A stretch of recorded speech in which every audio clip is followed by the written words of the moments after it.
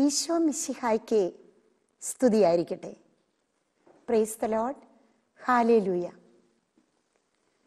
ഈശോയ്ക്ക് ഏറ്റവും പ്രിയപ്പെട്ട വാത്സല്യ സഹോദരങ്ങളെ, ദൈവവചനമാണ് ഞാൻ കേൾക്കാൻ പോകുന്നത്. ദൈവത്തിൻ്റെ വചനമാണ് എന്നോട് സംസാരിക്കുന്നത്. അതുപോലെ കഴിഞ്ഞ വചനദീപ്തിയിൽ സിസ്റ്റർ പറഞ്ഞതുപോലെ ആ 6 ഘട്ടങ്ങളിലൂടെ ദൈവം എന്നെ നടത്താൻ പോവുകയാണ്. വളരെയധികം ദാഹത്തോടും തീക്ഷ്ണതയോടും കൂടി വേണം വചനം കേൾക്കാനായിട്ട് നമ്മൾ ഇപ്പോൾ ഇരിക്കുന്നത്. ഈ വചനം നമ്മൾ വിശുദ്ധ ഗ്രന്ഥം എടുത്തുകൊണ്ട് നമ്മൾ വചനം ഇങ്ങനെ നോക്കി വായിക്കുമ്പോൾ പലപ്പോഴും പരിശുദ്ധാത്മാവ് സിസ്റ്ററിനോട് പറയാറുണ്ട്, നീ വചനം ഇങ്ങനെ സൈലന്റ് ആയിട്ട് നോക്കിയിരുന്ന് വായിക്കുമ്പോൾ നിന്റെ കണ്ണാണ് വിശുദ്ധീകരിക്കപ്പെടുന്നത്. കണ്ണ് മാത്രമേ വിശുദ്ധീകരിക്കപ്പെടുന്നുള്ളൂ. അതുകൊണ്ട് ഉറക്കെ വായിക്കണം. പലർക്കും ഒരു നാണക്കേടാണ്. പല കുടുംബങ്ങളിലും പല സ്ഥലത്തും വചനം പ്രഘോഷിക്കാൻ സിസ്റ്റർ ധ്യാനത്തിനൊക്കെ വിളിക്കുമ്പോൾ ചെല്ലുമ്പോൾ അവരോട് പറയാറുണ്ട്, ഇവിടെ കൂടിയിരിക്കുന്ന എല്ലാവരും നിങ്ങൾ വീട്ടിലെ കുടുംബ പ്രാർത്ഥനയ്ക്ക് എത്ര നിമിഷമാണോ നിങ്ങൾ ബൈബിൾ കൈകളിൽ എടുക്കുന്നത്, വചനം വായിക്കുന്നത്, എന്നാൽ ഉറക്കെ വായിക്കുക. കുടുംബം ഒരുമിച്ച് വായിക്കുക. ഒരുപക്ഷെ എല്ലാ മക്കൾക്കും ബൈബിൾ വാങ്ങുന്നേണ്ടി വരും. ഒരുപാട് കാര്യങ്ങൾ നമ്മൾ വാങ്ങിക്കുന്നുണ്ട് അല്ലെ, വലിയ വില കൊടുത്ത് വാങ്ങിക്കുന്നുണ്ട്. എങ്കിൽ ഇത്രയും വില കുറഞ്ഞ പൈസയ്ക്ക് നമ്മൾ ബൈബിളൊന്ന് എല്ലാവർക്കും വാങ്ങിയാലോ? പരിശുദ്ധാത്മാവ് ഇപ്പൊ ചോദിക്കുകയാണ്. സിസ്റ്റർ ഇവിടെ പറയുമ്പോൾ സിസ്റ്റർ അല്ല ഇവിടെ ഈ ധ്യാന കേന്ദ്രത്തിൽ സംസാരിക്കുന്നത്. പരിശുദ്ധാത്മാവ് പലപ്പോഴും പ്രിയപ്പെട്ട സഹോദരങ്ങളെ, സിസ്റ്ററിനെ ശ്രവിച്ചു കൊണ്ടിരിക്കുന്ന ഈ ഗുഡ്നസ് TV ചാനലിനെ ഒത്തിരി സ്നേഹിക്കുന്ന മക്കളെ പലപ്പോഴും സിസ്റ്റർ കണ്ടിട്ടുണ്ട്.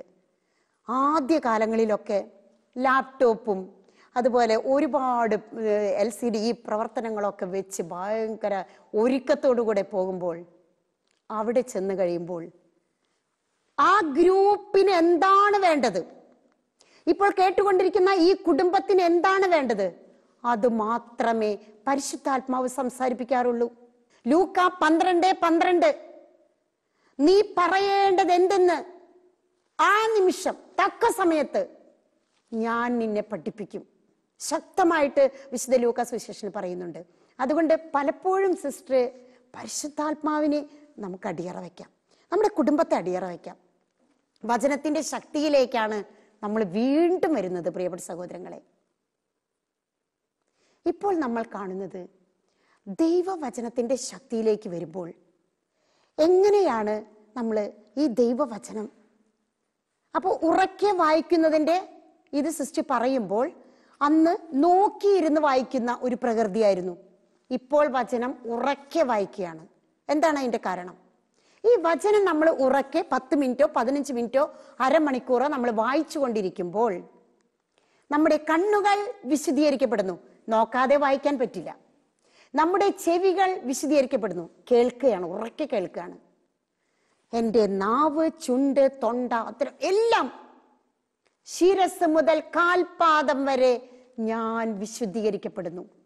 ഇനി എൻ്റെ കുടുംബം ഒന്നിച്ച് വായിക്കുമ്പോൾ കുടുംബത്തിലെ എല്ലാ വ്യക്തികളും വിശുദ്ധീകരിക്കപ്പെടുന്നു. ഞങ്ങളുടെ ആശ്രമങ്ങളിലെ സിസ്റ്ററിന്റെ കോൺവെന്റുകളിലൊക്കെ ഇപ്പോൾ രാവിലെ ഉണർന്നു കഴിഞ്ഞാൽ 1 മണിക്കൂർ ധ്യാനമാണ് കുർബാനയ്ക്ക് മുൻപ്.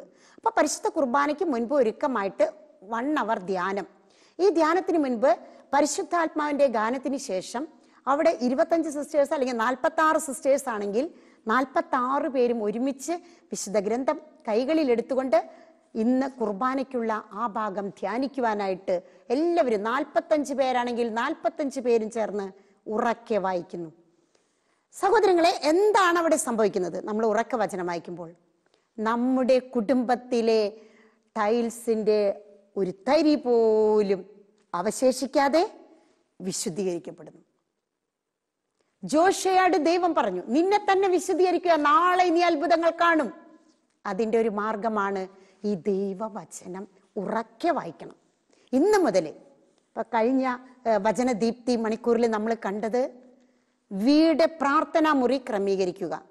ഇന്ന് നമ്മൾ കാണുന്നത് വിശുദ്ധ ഗ്രന്ഥം. നമുക്ക് കൊച്ചു കൊച്ചു കാര്യങ്ങൾ അഭ്യസിച്ചുകൊണ്ട് ഈശോയോടുള്ള സ്നേഹത്തിൽ വളർന്നു വരാം. ചെറിയ ചെറിയ കാര്യങ്ങളാണ് പരിശുദ്ധാത്മാവ് ഇപ്പൊ നിങ്ങളെ ഓർമ്മിപ്പിക്കുന്നത്. ബൈബിൾ കുടുംബ പ്രാർത്ഥനയ്ക്ക് ഉറക്കെ വായിക്കുന്ന ഒരു സ്വഭാവം നമ്മുടെ കേരളത്തിൽ വളർത്തി വരട്ടെ. കാണുന്നവരോടൊക്കെ നിങ്ങൾ പറയണം.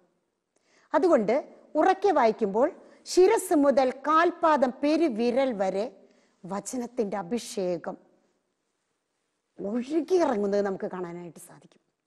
അതുകൊണ്ട് പ്രിയപ്പെട്ട സഹോദരങ്ങളെ, ആ ഒരു തീരുമാനം നമുക്ക് ഈ വചനം കേട്ട് കഴിയുമ്പോൾ ഈ തീരുമാനം നമുക്ക് എടുക്കാം. കുടുംബം ഒട്ടാകെ ഉറക്കെ വായിക്കാം. അപ്പോൾ നമ്മുടെ വീട്ടിൽ നമ്മൾ എന്തെങ്കിലും വിലകെട്ടവ പറഞ്ഞിട്ടുള്ള അശുദ്ധി ഈ കുടുംബം ഒന്നാകെ ബാധിക്കുന്നുണ്ടെങ്കിൽ, ഈ ബൈബിൾ വിശുദ്ധ ഗ്രന്ഥം ഉറക്കെ വായിക്കുമ്പോൾ, ദൈവവചനം വീട് മുഴുവൻ മുഴങ്ങുമ്പോൾ വിശുദ്ധീകരിക്കപ്പെടും തീർച്ചയാണ്.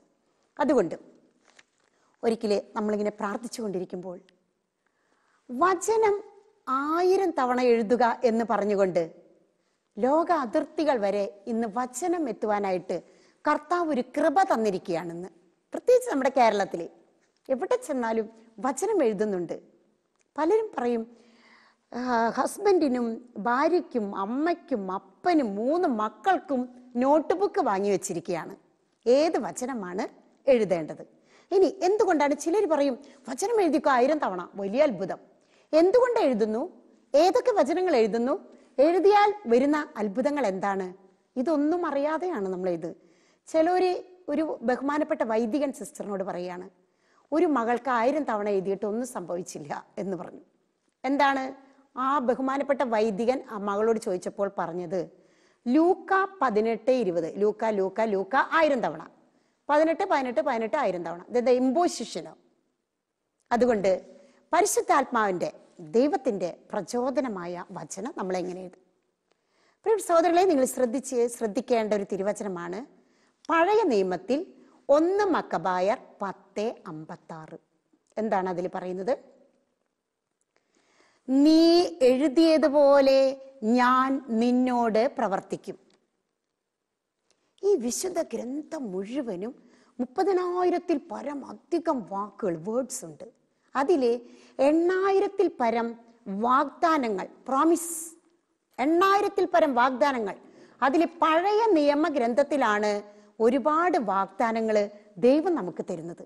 പുതിയ നിയമത്തിലുണ്ട്, പഴയ നിയമത്തിലുണ്ട്. അപ്പൊ പുതിയ നിയമത്തിലേക്ക് വരുമ്പോ ലൂക്ക 1:45, ദൈവം അരുൾ ചെയ്ത കാര്യങ്ങൾ നിറവേറുമെന്ന് വിശ്വസിച്ചവൾ ഭാഗ്യവതി. പരിശുദ്ധ അമ്മയുടെ വചന സന്ദേശത്തിലേക്ക് വരുമ്പോൾ നമുക്കത് കാണാം. വിശ്വസിക്കുകയാണ്. എന്ന പോലെ പുതിയ നിയമത്തിലെ ഒരു വാഗ്ദാനമാണ് നീ എഴുതിയതുപോലെ ഞാൻ നിന്നോട് പ്രവർത്തിക്കും. ഇനി നമുക്ക് സോളമൻ രാജാവിന്റെ ആ ഭാഗത്തേക്ക് വരാം. ദാവീദ് മഹാരാജാവ്, തൻ്റെ അപ്പനായ ദാവീദ് മഹാരാജാവ് മരിച്ചതിന് ശേഷം ഭരണകാലം തുടങ്ങുന്നതിന് മുൻപ് ഈ സോളമൻ രാജാവ് ഒരുപാട് ദിവസം പ്രാർത്ഥനയിലും ബലികളിലും ചെലവഴിച്ചുകൊണ്ട് എൻ്റെ അബ്രാഹത്തിൻ്റെയും ഇസഹാക്കിൻ്റെയും യാക്കോബിൻ്റെയും ശക്തനായ ദൈവത്തെ സംപ്രീതിപ്പെടുത്തിക്കൊണ്ട്, അല്ലെങ്കിൽ സംപ്രീതനാക്കിക്കൊണ്ട്, പ്രീതിപ്പെടുത്തിക്കൊണ്ട് എൻ്റെ ജീവിത ഭരണക്രമത്തിലേക്ക് ഞാൻ പ്രവേശിക്കുകയുള്ളൂ എന്നൊരു തീരുമാനമെടുത്തുകൊണ്ട് ഈ സോളമൻ രാജാവ് ശാന്തമായി സ്വസ്ഥമായിട്ട് തൻ്റെ കൊട്ടാരത്തിൽ ഇരുന്നു കൊണ്ട് ദൈവത്തിന്, യഹോവയായ സർവശക്തനായ, തന്നെ ഭരണം ഏൽപ്പിച്ച, തന്നെ അഭിഷേകം ചെയ്ത ആ ദൈവത്തിന് 1000 ദഹന ബലികൾ അർപ്പിച്ചു. 1000. എന്നിട്ട് ദൈവം ആ സമയം ഈ രാജാവിന് പ്രത്യക്ഷപ്പെടുകയാണ്. നിനക്ക് എന്ത് വരമാണ് വേണ്ടത്? എന്തും ചോദിക്കാം. പക്ഷെ സോളമൻ രാജാവ് ചോദിച്ചു, ദൈവമേ, അബ്രാഹത്തിന്റെ, ഇസ്ഹാക്കിന്റെ, യാക്കോബിന്റെയും ദൈവമേ, ശക്തനായ ദൈവമേ, എനിക്ക് ജ്ഞാനത്തോടും വിവേകത്തോടും കൂടെ അങ്ങയുടെ ഇസ്രായേൽ ജനതയെ ഭരിക്കുവാനുള്ള വലിയ ഭരണപാഠവും എനിക്കത് മാത്രം മതി. പക്ഷേ ദൈവം നിറച്ചു കൊടുത്തു. പിന്നീട് വിദേശ രാജ്ഞികളുമായുള്ള ആ സമ്പർക്കത്തിൽ അതില് പല ദൈവങ്ങൾ വന്ന് അവർക്കൊക്കെ ഓരോ കോവിലുകൾ പണിത് കൊടുത്ത് അങ്ങനെ. പക്ഷെ തുടക്കം വളരെ ദൈവത്തെ പ്രീതിപ്പെടുത്തുന്നതും ശക്തവുമായിരുന്നു, ദൈവികമായിരുന്നു. 1000 ദഹനബലി. അപ്പോൾ അതുകൊണ്ടാണ് നമ്മൾ 1000 പ്രാവശ്യം എഴുതിയാൽ എൻ്റെ ദൈവം ഒരു മംഗള വാർത്ത ആ വാഗ്ദാനങ്ങളിൽ ഞാൻ വിശ്വസിക്കുന്നു. ഓരോ വചനം ഓരോ പ്രാവശ്യം എഴുതുമ്പോഴും ഞാൻ വിശ്വസിക്കുന്നു കർത്താവേ എന്ന് ഏറ്റു പറഞ്ഞുകൊണ്ടാണ് എഴുതുന്നത്. എത്ര എത്ര അത്ഭുതങ്ങളാണ്, അടയാളങ്ങളാണ് ഇന്ന് നടന്നുകൊണ്ടിരിക്കുന്നത്. അതുകൊണ്ടാണ് നമ്മൾ 1000 തവണ വചനം എഴുതുന്നത്, 1000 തവണ. ഇനി ഏതൊക്കെ വചനങ്ങൾ? വിശുദ്ധ ഗ്രന്ഥത്തിലെ എല്ലാ വചനങ്ങളും ദൈവം നമ്മളോട് അരുളിയ വചനങ്ങളാണ്. ദൈവത്തിന്റെ സ്നേഹമാണ്. ദൈവം നമ്മുടെ ജീവന്റെ തുടിപ്പാണ് ഇവിടെ കാണുന്നത്. അതുകൊണ്ട് പ്രിയപ്പെട്ടവരെ, ഒരു വീടില്ലാത്തൊരു മകനോ മകളോ വിഷമിച്ചു കൊണ്ടിരിക്കുകയാണെങ്കിൽ സങ്കീർത്തനങ്ങൾ 127:1 1000 തവണ എഴുതുന്നു. പ്രാർത്ഥിച്ചുകൊണ്ട്, പറഞ്ഞുകൊണ്ട് എഴുതുന്നു. പറഞ്ഞുകൊണ്ട് എഴുതാം, വളരെ പറഞ്ഞുകൊണ്ട് എഴുതാം. കർത്താവ് വീട് പണിയുന്നില്ലെങ്കിൽ പണിക്കാരുടെ അധ്വാനം വ്യർത്ഥമാണ്. പറഞ്ഞുകൊണ്ട് എഴുതുന്നു. കുഞ്ഞുങ്ങളില്ലാത്ത ദമ്പതികൾ, സിസ്റ്ററിനറിയാം, 46-ാം വയസ്സിൽ കുഞ്ഞുങ്ങളുണ്ടായിട്ടുണ്ട്. കുഞ്ഞുങ്ങളില്ലാത്ത ദമ്പതികൾക്ക് കർത്താവ് നൽകുന്ന വചനം സങ്കീർത്തനങ്ങൾ 127:3 കർത്താവിന്റെ ദാനമാണ് മക്കൾ, ഉദരഫലം ഒരു സമ്മാനവും. 5 മക്കളുള്ള ഒരു ചേച്ചിയെ സിസ്റ്ററിനറിയാം, ഒരു മകള്, ചെറുപ്പക്കാരിയാ. പ്രിയപ്പെട്ട ഒരു 5 മക്കൾ എന്ന് പറഞ്ഞാൽ 5 സിസേറിയൻ ഓപ്പറേഷൻ, 5 മക്കള്. അപ്പോൾ കർത്താവിന്റെ ദാനമാണ് മക്കൾ, ഉദരഫലം ഒരു സമ്മാനവും. ചിന്തിച്ചു നോക്ക്. ഈ വചനം 1000 തവണ എഴുതിക്കൊണ്ടിരിക്കുന്ന മകൾക്ക് കർത്താവ് കുഞ്ഞിനെ കൊടുത്തിരിക്കും. വിശ്വാസം, ഈശോ പറഞ്ഞത് കടുകുമണിയുടെ വിശ്വാസമുണ്ടെങ്കിൽ, ഈശോ പറഞ്ഞത് മല പോലത്തെ വിശ്വാസമുണ്ടെങ്കിൽ കടുകുമണിയുടെ കാര്യം നടക്കുമെന്നല്ല പ്രിയപ്പെട്ട സഹോദരങ്ങളെ. Praise the Lord, hallelujah. ദൈവം കർത്താവ് പറഞ്ഞത് കടുകുമണിയുടെ വിശ്വാസം. എത്ര ചെറിയ വിത്താണ് കടുകുമണി.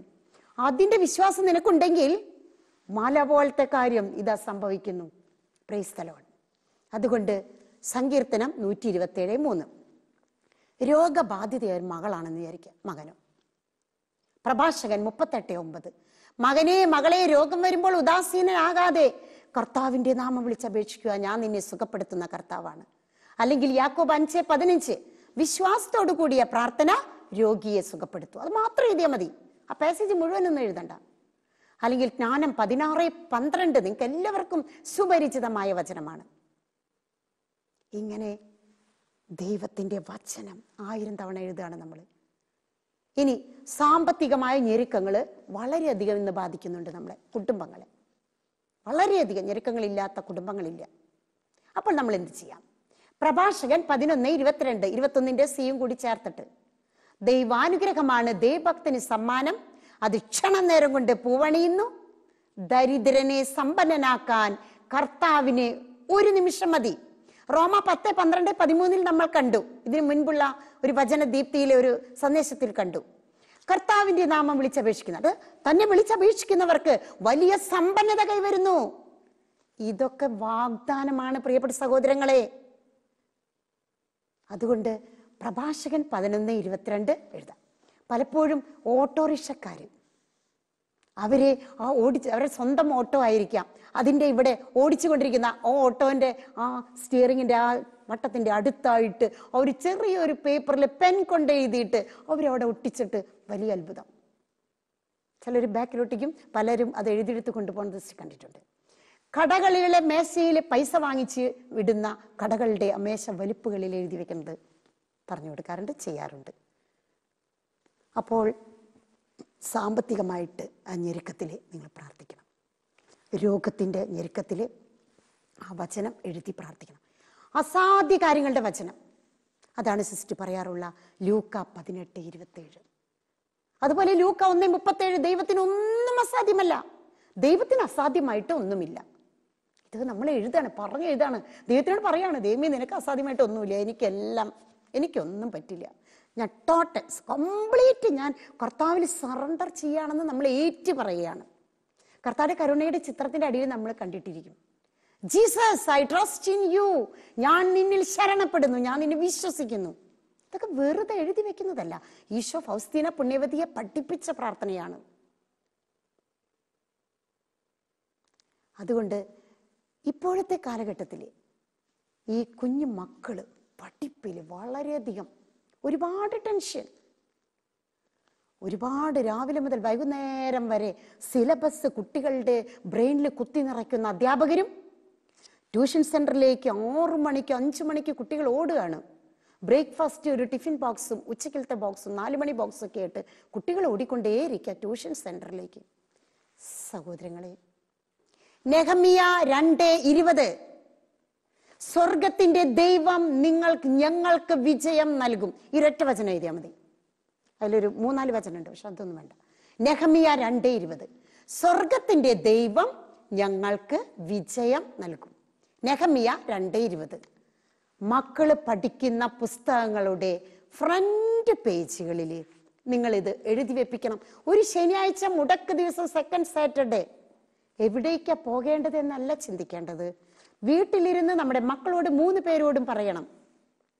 3-ലൊക്കെ പഠിക്കുന്ന കുഞ്ഞുങ്ങൾ 1000 തവണ എഴുതി അവരുടെ ടീച്ചേഴ്സ് എനിക്ക് ആ ബുക്കുകൾ കൊണ്ടുവന്ന് കാണിച്ചു തരാറുണ്ട്. എഴുതിയത് നിങ്ങളുടെ തിരുഹൃദയത്തിന്റെ അവിടെ വെക്കണം. ഈ കുഞ്ഞുങ്ങള് നെഹമ്യ 2:20 അവരുടെ എല്ലാ ടെക്സ്റ്റ് ബുക്കുകളും, പഠിക്കാൻ ഏറ്റവും വിഷമമുള്ള സോഷ്യൽ മാത്സ് ഒക്കെ ആണെങ്കിൽ ടെക്സ്റ്റ് ബുക്കുകളും എഴുതി വെക്കട്ടെ. നിന്നെ തന്നെ വിശദീകരിക്കുക. നാളെ നീ അത്ഭുതങ്ങൾ കാണും. അതുകൊണ്ട് എവിടെ വചനമുണ്ടോ, ഒരു വീട്ടിലൊരു വചനമുണ്ടോ, അവിടെ ഒരു വിശുദ്ധീകരണം നടക്കും. സിസ്റ്ററിന്റെ പ്രേക്ഷിതരിലൊരു വീട്ടിലെ എല്ലാ മുറികളിലും വചനം എഴുതി ലാമിനേറ്റ് ചെയ്ത് വെച്ചേക്കാം. 3 വീടപ്പുറം വെള്ളം വന്നു, ഈ മകളുടെ വീട്ടിലേക്ക് കയറിയില്ല. വിശ്വാസം. അപ്പോൾ നമ്മൾ നെഹമ്യ 2:20 മക്കളോട് പരീക്ഷയ്ക്ക് പോണതിന് മുൻപ് 33 തവണ ഉരുവിട്ട് പോകാൻ പറയണം. 1000 തവണ എഴുതാൻ പറയണം.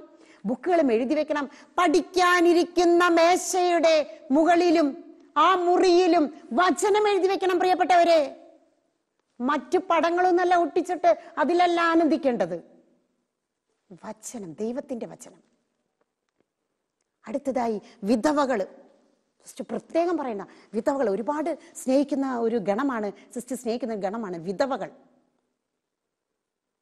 അവർക്ക് കർത്താവ് ഈ വിശുദ്ധ ഗ്രന്ഥത്തിൽ പ്രിയപ്പെട്ട ഒരു വചനം തരുന്നുണ്ട്. ആ വചനം വിധവകളായ മക്കൾ അവരുടെ മുറിയിൽ എഴുതി വെക്കണം. നിങ്ങൾ കണ്ണടയ്ക്കുമ്പോൾ ആ വചനം കണ്ടുകൊണ്ടാവണം കണ്ണടച്ച് രാത്രി ഉറങ്ങേണ്ടത്. പുലർക്കാലത്ത് കണ്ണു തുറക്കുമ്പോഴും ഈ വചനമാണ് കാണേണ്ടത്. അതെന്താണ്? പ്രിയപ്പെട്ട സഹോദരങ്ങളെ, പലപ്പോഴും വീടുകളിലേക്ക് കയറി ചെല്ലുമ്പോൾ ഞാൻ പലപ്പോഴും മുകളിലേക്ക് നോക്കും. ശരിയാണ്, പ്രാർത്ഥനാ മുറിയിലെ തിരുഹൃദയത്തിന്റെ പടമുണ്ട്, രൂപമുണ്ട്. പക്ഷേ ഒരു വീട്ടിലേക്ക് കയറി ചെല്ലുമ്പോൾ നമ്മൾ കാണേണ്ട കാഴ്ച, ആ കട്ടിളപ്പടിയിലെ പണ്ട് കുഞ്ഞാടിന്റെ തിരുരക്തം തളിച്ച് വീടുകൾ തിരിച്ചറിഞ്ഞതുപോലെ നിങ്ങളുടെയൊക്കെ കട്ടിളപ്പള്ളിയുടെ മുകളിലെ കരുണയുടെ ചിത്രം വെക്കണം. കരുണയുടെ, ഈശോയുടെ ചിത്രം അല്ലെങ്കിൽ ഏതെങ്കിലും ചിത്രം. ഈ തരുണത്തിൽ ഒരു ബഹുമാനപ്പെട്ട ഇടവക വൈദികനെ ഞാൻ പ്രശംസിക്കുകയാണ്. അച്ഛൻ തൻ്റെ ആ ധ്യാനം ആ ഇടവകയിൽ കഴിഞ്ഞപ്പോൾ ആ അച്ഛൻ ഒരു വചനം എടുത്തുകൊണ്ട്, അതും എല്ലാ വീടുകളിലും ഈ 2 മക്കബായർ 8:18 എഴുതി അച്ഛൻ തന്നെ ലാമിനേറ്റ് ചെയ്ത് അടിച്ച് ഒരേപോലെയാക്കി എല്ലാവർക്കും കൊടുത്തു. അത് വീടുകളിൽ ഉൾമുറിയിൽ പ്രാർത്ഥനാ മുറിയിൽ വയ്ക്കണമെന്നും, കരുണയുടെ ഈശോയുടെ രൂപം ചിത്രം അച്ഛൻ മേടിച്ചു കൊണ്ടുവന്ന് ഡിവൈനിലൊക്കെ പോയി മേടിച്ചു കൊണ്ടുവന്നിട്ട് അച്ഛൻ എല്ലാവരുടെ കുടുംബത്തും, ക്രിസ്ത്യാനികളായ എൻ്റെ ഇടവകയിലെ എല്ലാ മക്കളുടെ കുടുംബത്തും കട്ടിളപ്പടിക്ക് മുകളിൽ വീട്ടിലേക്ക് കയറി കട്ടിളപ്പടി കടക്കുമ്പോൾ, കട്ടിളപ്പടിയുടെ അടിയിൽ നമ്മൾ ഒരുപാട് തിരുശേഷിപ്പുകളൊക്കെ വെച്ചിട്ടുണ്ട്, ശരിയാണ്. കടക്കുമ്പോൾ കാണേണ്ട ആ പടം ഒരേപോലെ കരുണയുടെ ചിത്രം എല്ലാ വീട്ടുകാർക്കും അച്ഛൻ കൊടുത്തിരിക്കുകയാണ്, വെക്കണമെന്ന്. ഒത്തിരി സന്തോഷം തോന്നി. നമ്മളൊരു വീട്ടിലേക്ക് കയറി ചെല്ലുമ്പോഴും, ഒരിക്കൽ പ്രാർത്ഥിക്കാനായിട്ട് ഒരു വീട്ടിലേക്ക് കയറി ചെന്നപ്പോൾ ഞങ്ങളുടെ തന്നെ ഒരു സിസ്റ്ററുടെ ചേച്ചിയുടെ ഹസ്ബൻഡ് പെട്ടെന്ന് മരിച്ചുപോയി. ഒട്ടും സങ്കടപ്പെട്ട് പ്രാർത്ഥിക്കാനായിട്ട് കൊണ്ടുപോയി. അവിടെ ചെന്ന് സിസ്റ്റർ കട്ടിളപ്പടിയിൽ നിന്ന് മുകളിലേക്ക് നോക്കിയപ്പോൾ മരിച്ചുപോയ ചേട്ടൻ്റെ ഭർത്താവിൻ്റെ പടം വലുതാക്കി വെച്ചിരിക്കുന്നു. കാലെടുത്ത് വെച്ചപ്പോൾ പരിശുദ്ധാത്മാവ് പറഞ്ഞു, ഇത് മാത്രമേ വീട്ടിലെ പ്രശ്നമുള്ളൂ, പ്രാർത്ഥിക്കും വേണ്ട, കാപ്പി കുടിക്കും വേണ്ട, വേഗം പോകാം. ആ പടമെടുത്ത് ഉള്ളിലേക്ക് മാറ്റിക്കൊണ്ട്, നിന്റെ മുറിയിലേക്ക് മാറ്റിക്കൊണ്ട്, അവിടെ ഈശോയുടെ തിരുഹൃദയമോ കാരുണ്യത്തിന്റെ ചിത്രമോ മാതാവിന്റെ ചിത്രമോ എല്ലാം അവിടെ വരട്ടെ. നമ്മൾ യാത്ര ചെയ്ത് ഒരുപാട് നെഗറ്റീവ്സ് നമ്മുടെ ശരീരത്തിലേക്കും ആത്മാവിലൊക്കെ കയറിയിട്ടുണ്ടെങ്കിൽ നമ്മൾ ആ വീട്ടിലേക്ക് തിരിച്ചു വരുന്ന ആ പടത്തോട് പ്രാർത്ഥിച്ച് വീട്ടിലേക്ക് കയറുകയും വീട്ടിൽ നിന്ന് സംരക്ഷണത്തിനായിട്ട് യാത്രയ്ക്കായിട്ട് നീ പുറത്തിറങ്ങുമ്പോൾ ആ കാരുണ്യ ഹൃദയം നമ്മളെ അനുഗമിക്കുകയും ചെയ്യട്ടെ. പ്രാർത്ഥിക്കട്ടെ.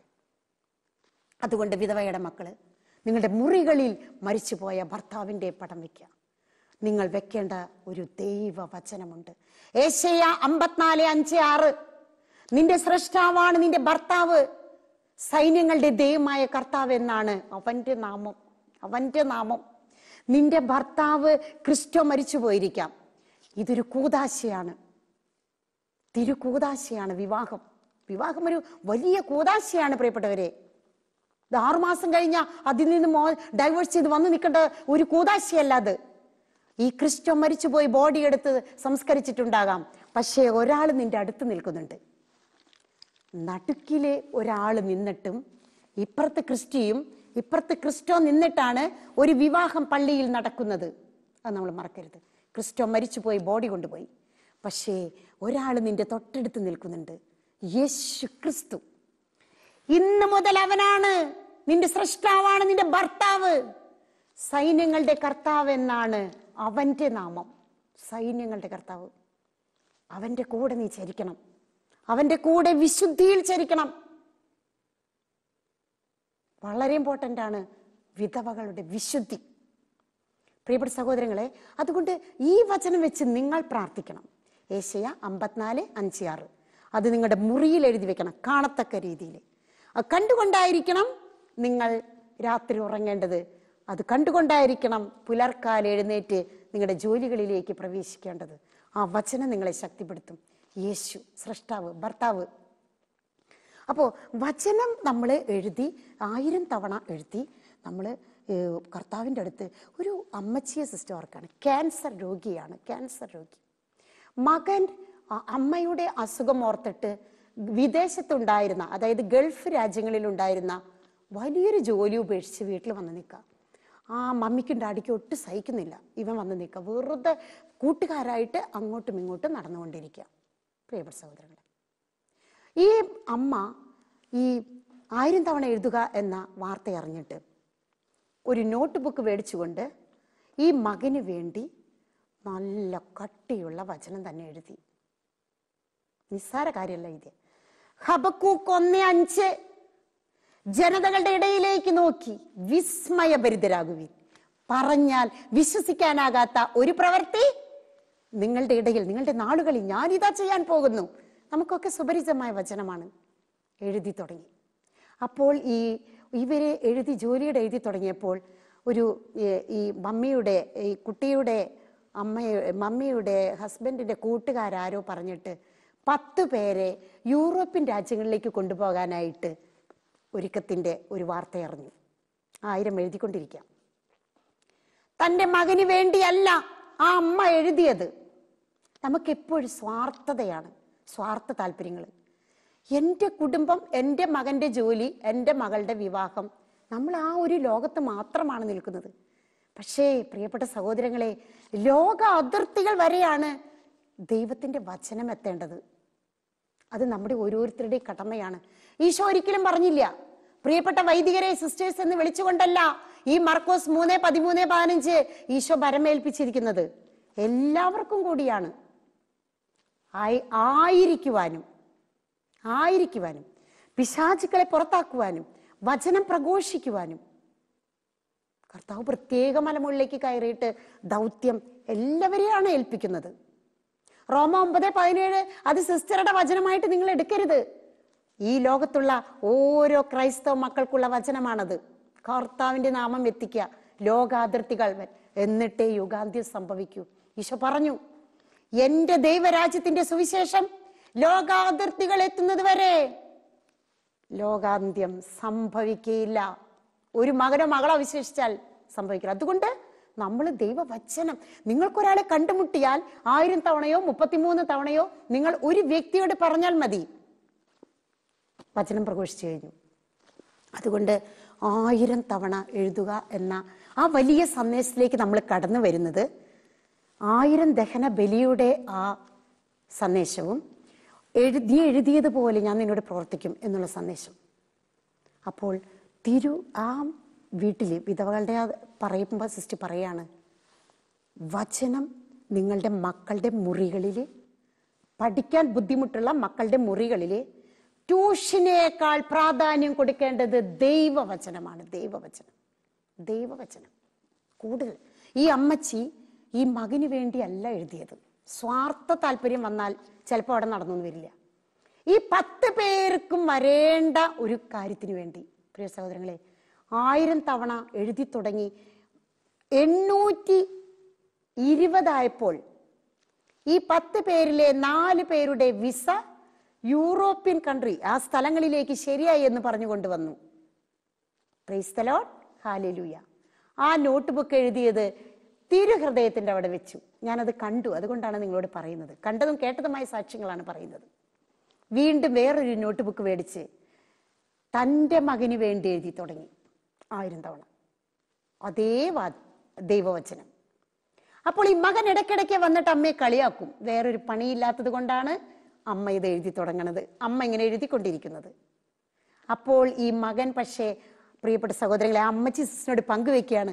ഈ മകൻ അമ്മച്ചി അറിയാതെ, അമ്മച്ചി ഭക്ഷണം കഴിക്കാനോ അല്ലെങ്കിൽ ഭക്ഷണം തയ്യാറാക്കാൻ അടുക്കളയിലേക്ക് പോകുമ്പോഴോ അമ്മച്ചി അറിയാതെ പോയിട്ട് ഈ നോട്ട് ബുക്ക് അവനൊന്ന് ചെക്ക് ചെയ്യും. എത്രയായി, എന്തെങ്കിലും ഉപകാരം ഉണ്ടാവോ? 555 ആകുമ്പോഴേക്കും ആ സെക്കൻഡ് ടൈം ആ മകനെയും 4 പേർക്കുമുള്ള വിസ വന്നു. 4 4 8 പേരായി. ഈ അമ്മച്ചി അതുകൊണ്ട് അവസാനിപ്പിച്ചില്ല. ആ മകന്, തൻ്റെ സ്വന്തം മകന് വിസ വന്നു, അവന് പോകാനുള്ള കാര്യങ്ങളെല്ലാം ശരിയായി. അവൻ പോയി എന്ന് വന്നപ്പോൾ, പോയി കഴിഞ്ഞപ്പോൾ വീണ്ടും ഒരു നോട്ട് ബുക്ക് മേടിച്ചു. ഇതാണ് വിശ്വാസം. വലിയ പഠിപ്പുള്ള അമ്മച്ചിയൊന്നല്ല. വീണ്ടും ഒരു നോട്ട് ബുക്ക് എടുത്തു. ഇനിയും ആ ഗ്രൂപ്പിലെ 3 പേര് പോകാനുണ്ട്. എഴുതി തുടങ്ങി. ആരാലും അറിയപ്പെടാത്ത ഒരു കൊച്ചു ഗ്രാമത്തിൽ ഇരുന്നു കൊണ്ട് ഒരു അമ്മച്ചി എഴുതിയ വചനമാണ് സിസ്റ്റർ ഇപ്പോൾ പറഞ്ഞത്. ആ മക്കളും പോയി, 10 പേരും പോയി. 3 നോട്ട് ബുക്കും തിരുഹൃദയത്തിന്റെ അവിടെ സ്ഥാപിച്ചു. തിരുഹൃദയം നിങ്ങളുടെ വീട്ടിലെ ദിവ്യ സക്രാരിയാണ് പ്രിയപ്പെട്ട സഹോദരങ്ങളെ. തിരുഹൃദയം മറക്കരുത്. ആ തിരുഹൃദയം അതിപൂജ്യമായിട്ട് കരുതണമെന്ന് കർത്താവ് പലപ്പോഴും സിസ്റ്ററിന് സന്ദേശം തരുന്നുണ്ട്. ഒരിക്കൽ സിസ്റ്റർ ഒരു ധ്യാന കേന്ദ്രത്തിലേക്ക് കൗൺസിലിംഗ് ധ്യാനത്തിന് പോകാനായിട്ട് ഒരുങ്ങി പെട്ടെന്ന് തിരക്കിട്ട് പോകാനായിട്ട് നിൽക്കുമ്പോൾ സിസ്റ്ററുടെ സമൂഹത്തിൽപ്പെട്ട എൻ്റെ തന്നെ ഒരു സിസ്റ്റർ വന്നിട്ട് സിസ്റ്ററിനോട് പറഞ്ഞു, കാർമൽ സിസ്റ്റർ 1 മിനിറ്റ്, ഭയങ്കര പ്രശ്നമാണ് എൻ്റെ വീട്ടിൽ, ഒന്ന് പ്രാർത്ഥിക്കും, ഒരു മെസ്സേജ്. പെട്ടെന്ന് പ്രാർത്ഥിച്ചു. സിസ്റ്ററുടെ വീട്ടിലെ തിരുഹൃദയമാണ് എനിക്ക് കാണിച്ചത്. ഈ തിരുഹൃദയത്തിന്റെ അടിയിലെ ഒരു കെടാവിളക്ക് പൊട്ടിപ്പൊളിഞ്ഞു കിടക്കുന്നു. കെടാവിളക്ക് 0 ബൾബ് കാണിച്ചെന്നു, പൊട്ടിപ്പൊളിഞ്ഞു കിടക്കുന്നു. പച്ച, കറുപ്പ്, നീല 3 ഇലക്ട്രിക് വയർ തൂങ്ങിക്കിടക്കുന്നു. മെസ്സേജ് ഇത്രയേ ഉള്ളൂ, അത്രയേ ഉള്ളൂ. ഞാൻ പോയി.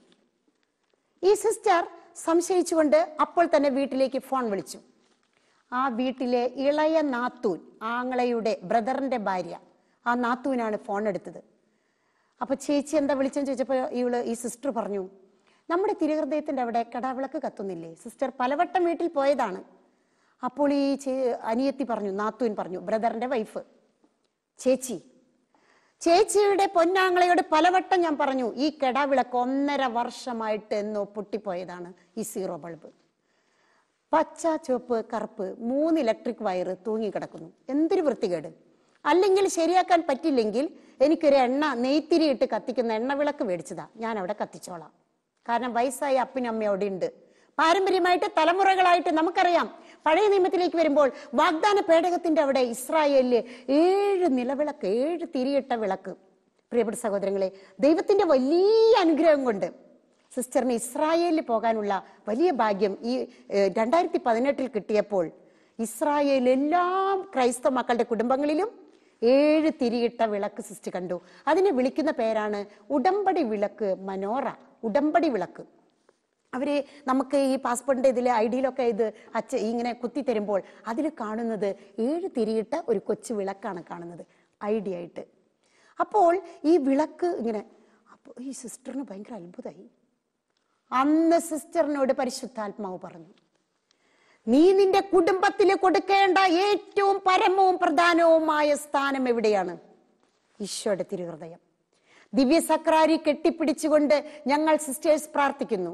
പല വൈദികർ, ബഹുമാനപ്പെട്ട വൈദികർ പറയും, അവര് പലപ്പോഴും ഈ രാത്രി ഇടവക ജനം ഉറങ്ങിക്കഴിയുമ്പോൾ കർത്താവിനെ എഴുന്നള്ളിച്ച് വെച്ചിട്ട് അവര് 1 മണിക്കൂർ 2 മണിക്കൂർ സ്വസ്ഥമായിട്ടിരുന്ന് ആരാധിക്കുന്നു എന്ന് പറഞ്ഞ പോലെ തിരുഹൃദയത്തിന്റെ അടുത്ത് നിങ്ങൾ എഴുതി കഴിഞ്ഞ എല്ലാ വചനത്തിന്റെ പുസ്തകം തിരുഹൃദയത്തിന്റെ അടുത്ത് വെക്കുക. ഒരു വചനവും എന്ത് കാര്യത്തിനും എന്ന് വിചാരിക്കുമ്പോൾ, ഇപ്പൊ നിങ്ങൾ വിചാരിക്കുന്നുണ്ടാകാം വിവാഹം പറഞ്ഞില്ല, അങ്ങനെ കുറെ കാര്യങ്ങൾ. ലൂക്ക 18:27 അസാധ്യ കാര്യങ്ങളുടെ വചനം പ്രിയപ്പെട്ട സഹോദരങ്ങളെ എഴുതാം. അതിനോട് തിരുഹൃദയത്തിന്റെ അടുത്ത് വെക്കാം. ഒരു നിലവിളക്ക്, ഒരു കെടാവിളക്ക് എപ്പോഴും അവിടെ കത്തിക്കൊണ്ടിരിക്കട്ടെ. പരമപ്രധാനം യേശു നാമത്തിനും ദൈവവചനത്തിനും മാത്രമാണ് നമ്മൾ കൊടുക്കേണ്ടത്. പ്രിയപ്പെട്ട സഹോദരങ്ങളെ, ദൈവവചനത്തിന്റെ ശക്തി, ദൈവവചനം ഉറക്കെ വായിക്കുന്നതിന്റെ ശക്തി, നമ്മുടെ കുടുംബങ്ങളിലെ വിശുദ്ധ ഗ്രന്ഥം നമ്മളെ വഴികാട്ടിയായിരിക്കട്ടെ, മാർഗദർശിയായിരിക്കട്ടെ എന്ന് പ്രാർത്ഥിച്ചുകൊണ്ട് എല്ലാ മക്കളെയും ദൈവവചനത്തിന് അടിയറ വെച്ചുകൊണ്ട് പിതാവിൻ്റെയും പുത്രൻ്റെയും പരിശുദ്ധാത്മാവിൻ്റെയും നാമത്തിൽ ആമേൻ.